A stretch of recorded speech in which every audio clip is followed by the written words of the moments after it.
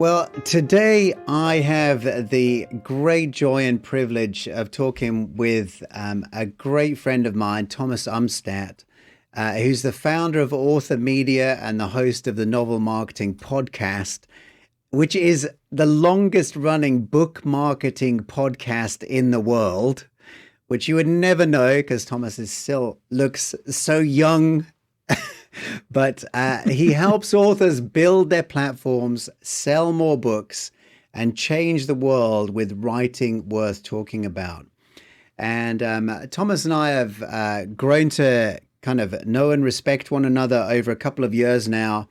I actually connected with Thomas originally through some WordPress plugins that he had developed for authors. That's where I was first introduced. And then discovering that he was also a passionate Christian brother in the creative space, in the book space, in the digital entrepreneurial world was just so exciting. And then off the back of that, discovering what I've just told you, that actually that pioneer spirit that rests upon Thomas is something certainly that's inspired me, and I believe is going to inspire you just as we dig in to look to encourage you in your own kind of creative endeavors. And, you know, moving potentially, you might be looking to move into the digital space. You've got some ideas that you believe could become entrepreneurial successes. I think Thomas has got something so incredibly precious, and not just precious, but actually time tested. I'm so looking forward to just hearing as we take some time to talk together, Thomas. Maybe you could introduce yourself, say hello to the listeners, and then we'll begin to kind of open this up. Yeah, thank you, David. It's an honor to be here. And I do hope that we're able to encourage creative people to better serve the Lord by better serving their neighbor. Right? It's the great commandment expressed through creativity: love the Lord your God and love your neighbor as yourself. And you can do that with the work of your hands. You can do that with the work of your mind. That's right. And you've been doing it for a long time, Thomas. I mean, to be able to say that you've got the longest running book marketing podcast in the world is quite an accolade. And tell us, how did you get started in all of this? What was the lead in to actually begin building out your platform online like this? So I started my first podcast in 2007, and it was about video game addiction, because I was writing a book about video game addiction at the time, and I wanted the podcast to help me develop a platform. Podcasting was really different in those days. Just creating the podcast was enough to get an audience because there were so few podcasts in the world, but they were also a real hassle to record. The software wasn't there. The hardware wasn't there. The microphones weren't very good. And so back when I was a kid, it was a lot harder. But I learned a lot, and I had to learn the technical bits because there wasn't the newer tools that do a lot of that for you. So it was a really good education on how MP3s work and how RSS feeds work and how podcasts work. And have you always been years later? Have you always been an early adopter? I was more of an early adopter when I was younger. So I spent my high school years on a Linux forum and troubleshooting Linux issues. I was an admin for the Linux forum. It was Windows, if any of you remember. It's a predecessor to Ubuntu. It was a Debian-based Linux distribution designed for kind of regular people was the idea. Dude, you're like a get your mom geek. Windows instead of Windows. Yeah. So the joke is when I'm in a room full of nerds, they all look at me and say nerd because I'm the biggest geek in the room. So that's definitely true. I was building websites in high school and even middle school and fiddling around with HTML. Really blessed to grow up in a town that was a very high-tech town. So in the United States, Silicon Valley is the most famous kind of tech area, but where the actual silicon is made is not in Silicon Valley. That's not where the fabs are. They actually do their manufacturing in Austin. as for many of the things. That's where Dell computers are built, and a lot of the chips are fabricated here. And so I was blessed to grow up with all of my friends' dads working in high tech, right? This guy works at Intel, or his dad works at Intel. This guy's dad works at AMD. This guy's dad works at IBM. And I would talk with my friends, and I'd talk with my dads. And when we had technical questions, we can ask. It was easy to get an answer. It was easy to find help. And so we were encouraged in our nerdiness at an early age. Yeah, yeah.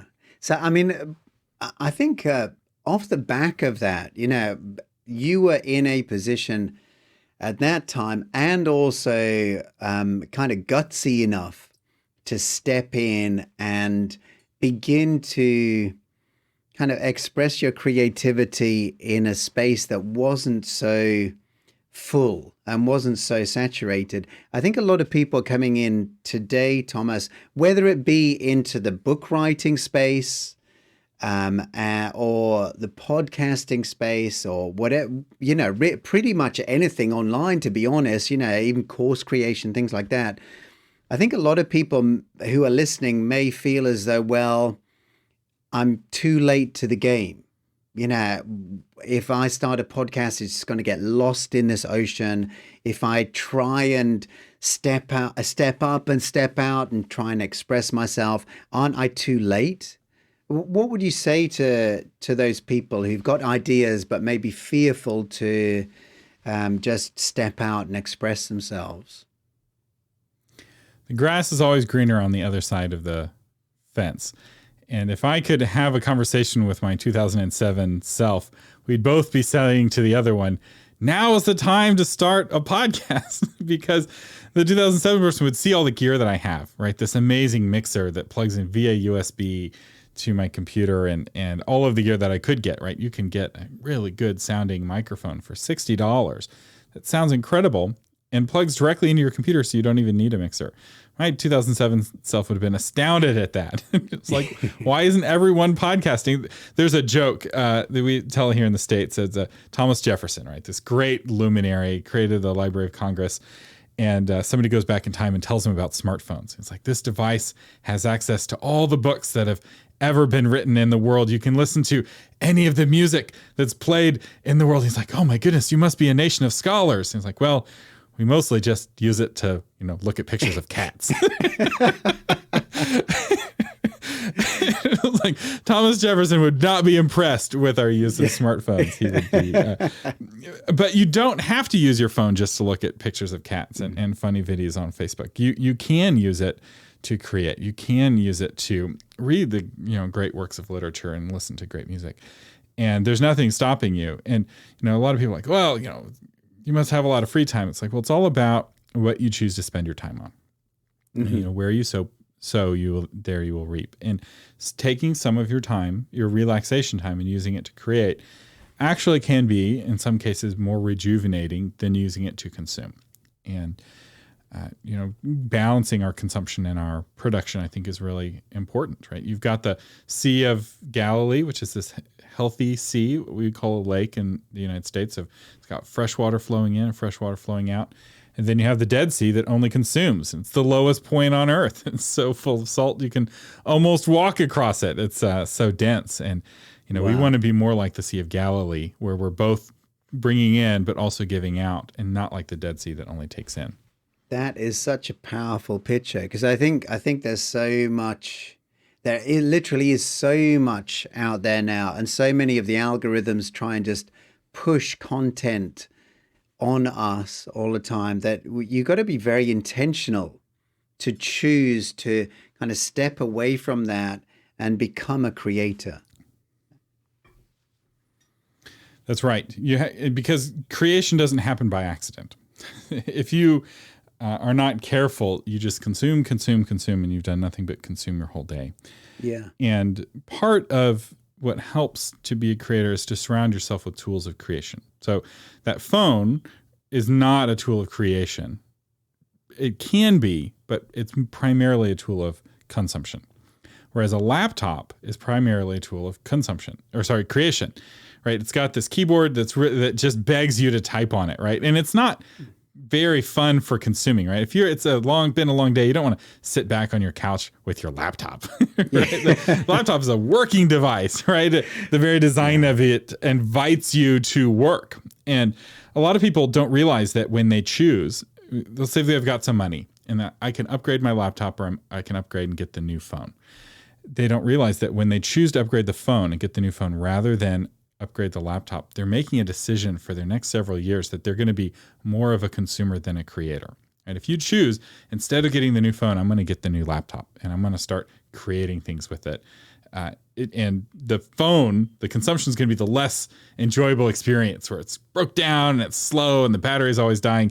You're going to use the phone less and you're going to use the laptop more, and you'll find that you very well may have created more during that season. I think consumption tends to promise a great deal, but doesn't quite deliver on its promise. Oftentimes, if it's overbalanced. But in the scriptures, like when I'm talking with the folks in the Christian Creative Academy and other places, there are a couple of scriptures. One of the scriptures is how God rejoices in the small beginnings. And we've spoken a little bit about that sometimes people feel as though, man, I'm like this tiny little fish in this vast ocean. Who am I? How will my voice ever be heard? And yet the scriptures tell us that, and even when the temple was being rebuilt there, and Zerubbabel was kind of undertaking, and some of the old school was saying, oh man, look at this little thing compared to the glory that once was. And yet we find that God says, it says he actually rejoiced to see the work begin. And I think that that's something to bring to people. But then elsewhere in the scriptures, it says the end of a thing is better than the beginning. And certainly one of the things, and we've spoken about this a little bit just in our personal conversations, is I'm certainly been impressed with both your longevity, that you've stuck with what you've committed to, Thomas, and your consistency in it. That you've actually just been there and you've continued to bring value where many other people, I often joke that, most podcasts have like 3 episodes and then it's just tumbleweed for the next 10 years. But you've been in this game for a long time. Just to tell us a little bit about how you kind of manage yourself, manage your expectations, manage your energy to remain consistent like that, because I just think that is such a key part of the creative life. And, sometimes, and I would certainly kind of be guilty of this on many occasions. We are great at starting new things. We love the excitement of kind of that pioneer moment, like, yeah, let's do this. But actually then once you get into the grind, maybe the grind is the wrong word, but sometimes it can feel like that maintaining and taking things really to the next level and bringing things to maturity, it takes a bit of a different mindset, doesn't it? Yeah, for me, it hasn't really been a story of consistency as much as it's been a story of persistence. Because we'll miss weeks, or we used to miss weeks, and there was a time I think we missed 2 or 3 months of a podcast, or in a 2 or 3 month podcast window, we only did 1 or 2 episodes, but we refused to quit. And I think that for continuing to go, I think refusing to quit is really key. And there's this concept of destination fever, where you get so focused on the destination that you don't enjoy the journey. And for me, for podcasting anyway, I enjoy doing it. I've always enjoyed radio. I remember I was a kid And I came rushing into the room to tell my dad. I was 7 years old. I came rushing in like, Dad, it's Open Line Friday. Because there's a radio host named Rush Limbaugh, and he would have Open Line Friday, and he'd play this applause sound effect. And I, as a 7-year-old, thought that was real. And I got all hyped up, and I was excited because I was listening to Rush Limbaugh as a 7-year-old. Yeah. And so I've always enjoyed it. And enjoying it helps it feel less like a grind. But yeah, it's a lot of work, and it's become more work over time as the show has grown, and as the audience has grown, and as the audience's expectations have grown. The amount of man hours that go into an episode has grown, and we're now putting between 20 and 30 hours per episode into each episode, which sounds like a lot, but there are other shows that put hundreds of man hours into an episode, and they've got a whole team working on it. And I have a team working on mine, so it's not just me anymore. I have a producer who helps prepare questions for guests and schedule guests, and I have somebody who helps edit the audio, and I have somebody else who helps convert the audio into blog posts. So it's no longer just me anymore, and that also helps, right? There's a time when you're going alone, but there's also a time when you need others and the strength of others and the skills of others to help you. And just because you can do something, and just because you're the best at it, doesn't mean that you should do it, right? There's a famous quote by, I think it was Paul McCartney, who said, somebody asked him if Ringo Starr was the best drummer in the world. And he's like, Ringo? He's not even the best drummer in the Beatles. There were other Beatles who were better drummers than Ringo, but they were better put to use, singing or playing guitar, because Ringo couldn't do those things. So you have to figure out what it is that's the thing that you can do that nobody else can do. And basically know where you fit in the body. And the more that you embrace being what you are and who God made you to be, and the more you're willing to give up control, it's like, I'm a mouth. I really shouldn't be grabbing things. Sure, I could grab things. And when you're desperate, you can put something in your mouth and hold it there. But really, the hands are better at that. They can hold things much easier, much better. They don't damage things just by holding them. And so I need to give up control of holding things to the hands and trust that they know what they're doing. And I think that applies at sticking with stuff, having that team around you. Has that been a difficult process for you, Thomas, letting go? And as well, you're talking about discovering what you can do best, and really finding, this is my part in this enterprise. This is my part where I can best serve the body, if you like. And I'm assuming that's been a journey for you, a journey of discovery. Yeah, it's been easier than you would think, but not for the reasons that you would think. And the reasons I struggle with a lot of health issues. I don't talk about them on the show, but I'm not a healthy person, and I don't have very much energy. And so the only way that I could function is to use these people. And I've never been a particularly healthy person my whole life. I've never been very healthy. And I remember talking with a CEO of a very prosperous medical company. He was talking about who he looked for employees. And he said he had this matrix of people that were hardworking and not hardworking, and people who were smart and people who were dumb. And he said, people who are dumb and are not hardworking, you can leave them if you want. They're no trouble. People who are dumb and hardworking, you got to get rid of those people as quickly as you can, because they're toxic, because they're going to break things and trash your whole organization. And then he said the smart people who are hardworking, those are who are really good at middle management and getting work done. And for my top executives, I want people who are smart and are not hardworking, who are using the strength of others instead of their own strength. And that was a really interesting paradigm that he had, that perhaps my lack of energy, at least in this season, is a blessing, right? Yeah. It forces me to lean on others. And it's definitely a blessing for others, because it forces me to create jobs, right? When I'm doing something somebody else could do, I'm stealing their job, and they are not making the money that they could be making. And I'm exhausting myself in a way that I don't need to exhaust myself. And so for me, my energy is actually a more precious resource than my time. I've got tons of time, but I do not have tons of energy. I'm very limited in the amount of things that I can do with my energy. And so that guides my delegation. And for somebody else who's really energetic, I can imagine it's harder for them, because they could do it. For me, it's like it either is done by somebody else or it doesn't happen. So I guess I should delegate it. Yeah. Now, you really are, you bring so much value to the table for so many people, Thomas. And I'm not just saying that. I mean, that's just a fact that in the creative space, you have really sown yourself on behalf of other people to help other people rise, to help other people kind of recognize and realize their genius in numerous different ways.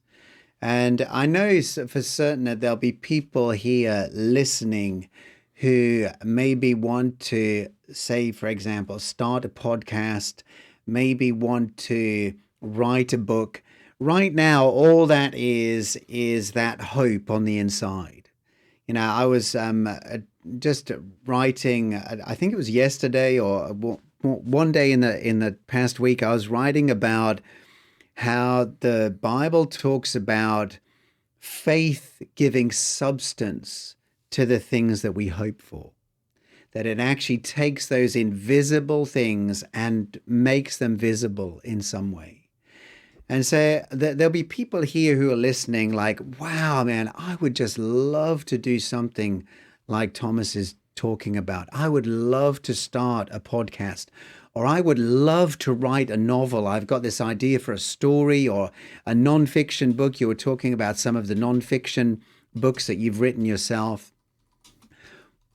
Knowing it, like, hit the rewind button to like where, say, we were all those years ago.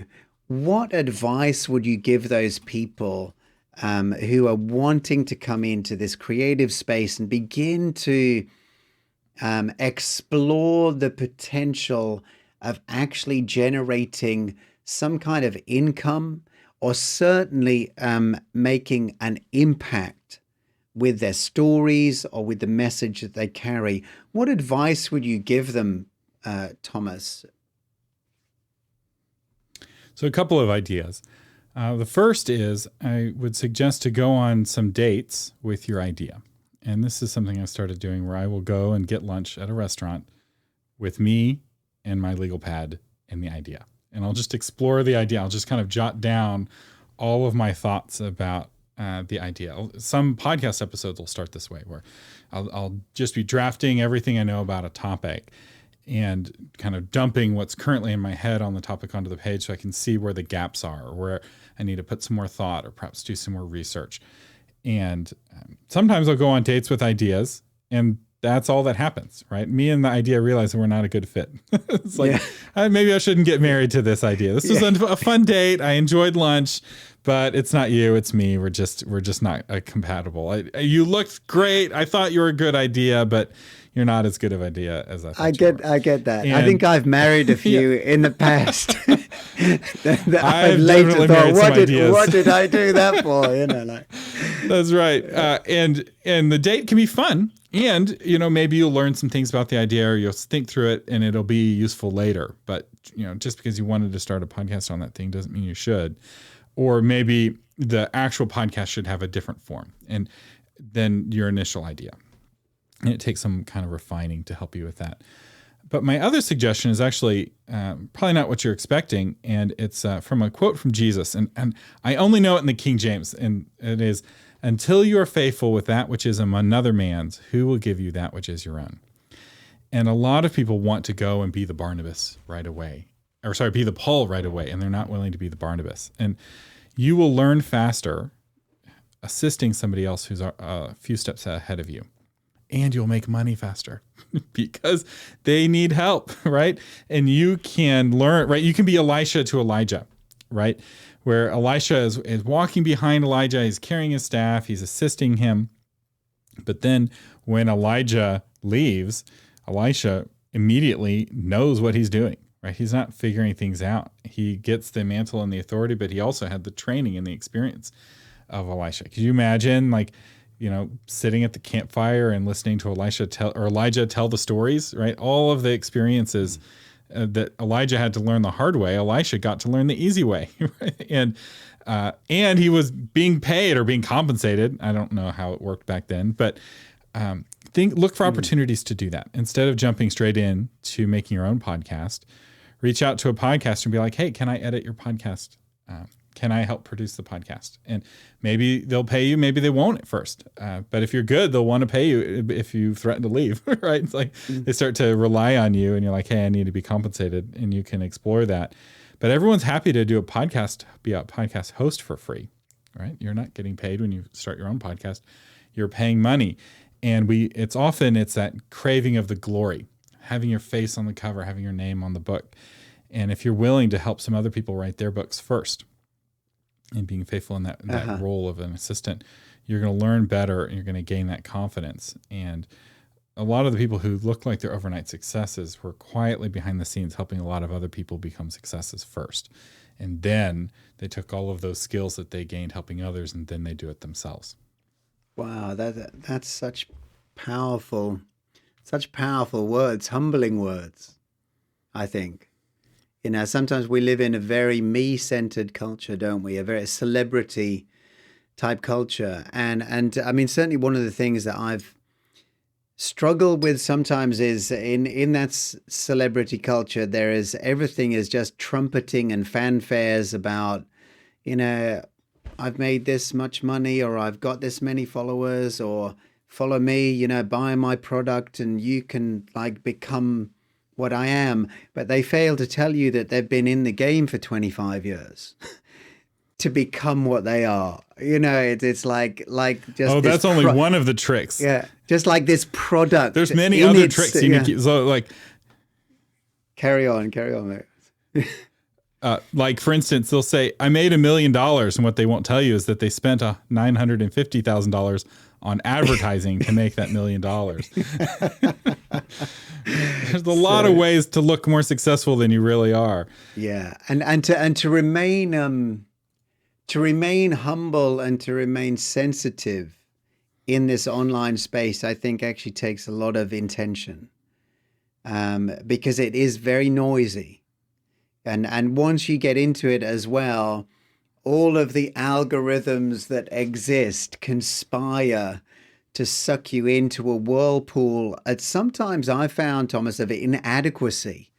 You feel because you've not got this following, or you're not making this much money, or you've not got this many bestsellers, or whatever else it may be, that somehow it diminishes your sense of worth and your recognition of just how precious what you bring to the table is. And being able to shut out those voices while you do come in and offer your service, either helping others, beginning to build your own platform and develop your own skills, it actually takes it takes a lot to kind of shut out the noise and hear the Holy Ghost enough to not be diverted in all sorts of different directions and just end up running in circles. Yeah, I think this actually ties back to where we started about, you know, loving God and loving your neighbor. And I think that the focus of tuning out that noise is to just have a laser focus on the people that you're serving. Yeah. And not be worried about other people who are serving other people. Right? 'Cause there's lots of people in this world and they need help in lots of different ways.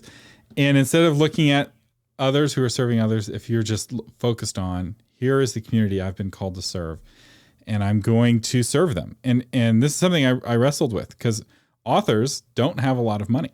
And serving authors is not nearly as lucrative as, say, serving businesses or small businesses, right? There's a lot of other places where I could take my skills as a marketing person, and I dabbled in that, but I never had a piece about it. For some reason, I'm here with the authors. I've been here with the authors from the beginning. I was amongst the authors, helping them while I was still in college, and I'm still here today. And focusing on them has helped, I think, the people I'm called to serve. And whoever, you know, if you don't know who you're called to serve, you're not ready to start serving. It's like I'm going to make a meal. It's like, who are you making a meal for? I don't know. It's like, how many people are there going to be? I don't know. It's like, well, then don't opened the recipe book yet, right? The approach is very different if you're making a romantic meal for your wife than if you're feeding a whole Boy Scout troop, right? Everything has changed. It depends on the audience. And if you are willing to be faithful with what God has given you and who God has called you to reach, that's it. That's as good as it gets. It's not going to get any better than that. And comparing yourself to others and keeping score isn't going to bring you any kind of happiness, because there's always going to be somebody making more money, and there's always going to be somebody more successful and with more whatever the score is. And one of the things I like about podcasting is that there's no real public transparent scorekeeping. And I've been really hesitant to get on YouTube in any meaningful way because of the view count, right? Everyone gets to see what the number of views are, and suddenly your whole worth and your credibility and everything is tied to this number. And I don't like that. Yeah. Well, Thomas, I've got to say that as a member of that author community, we really do appreciate you. And we sincerely appreciate the service that you've offered us and continue to offer. Just in the creative space. It's so much more than authors. I mean, really, you've impacted my life in ways that you don't actually realize, probably. But so if people want to find out more about you, Thomas, and what you do, where would you send them? Where can they go? And I'll put these links in the show notes, etc. But let us know. Yeah, so I have two podcasts that you can listen to for free. One is the Christian Publishing Show, and this is all about writing better books, writing faster books, but also about kind of the spiritual journey of writing. So we're not afraid to talk about God on that podcast and partnering with God in the creation process, but also lots of practical stuff like how to get a literary agent and how to write tighter sentences. And my other podcast is Novel Marketing. And it's all about growing your platform, building your influence, and selling more books. So it's on the actually taking your message and getting it out into the world. Because if you write a great book and no one reads it, it is of no value, right? It's like speaking and no one can understand what you're saying, right? It's just a clanging gong, right? You have to have the message has to actually enter someone's head for it to have a value. And so the marketing is important. And the marketing is also, when done well, can be an act of service. You can serve people and bless people through your marketing so that whether they buy your book or not, they're still blessed by your message. And that's what we talk about in the Novel Marketing Podcast. And we, how to build a website, how to get more email subscribers. We try to keep it really practical. And you can find that at authormedia.com. Amazing. Thank you so much for your time. What a rich, rich time we've had together. So thankful, Thomas. Hey, God bless you. And I'm sure we will be dragging you back in here to speak to us again at some time soon. Hey, God bless, man. Thank you so much. Thank you for having me. It's a pleasure. Well, thanks for listening. Hopefully it's been an encouragement to you today. If you want to connect any further, you can do so through my website at davidleemartin.com. Have a great day.